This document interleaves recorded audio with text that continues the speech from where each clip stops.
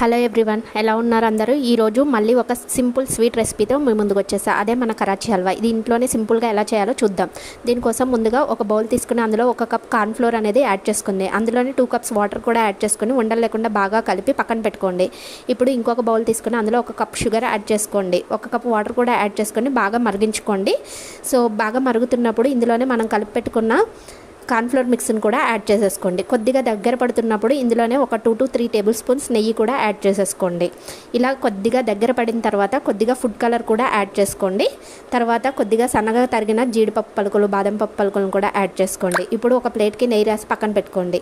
చూస్తున్నారు కదా, ఈ విధంగా ప్యాన్ నుంచి సపరేట్ అవుతున్నప్పుడు గ్యాస్ అనేది ఆఫ్ చేసుకొని ప్లేట్లోకి తీసుకోండి.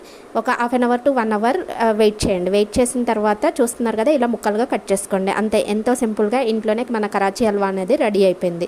మీరు కూడా ట్రై చేసి ఎలా ఉందో కమెంట్ చేయండి. Thank you so much.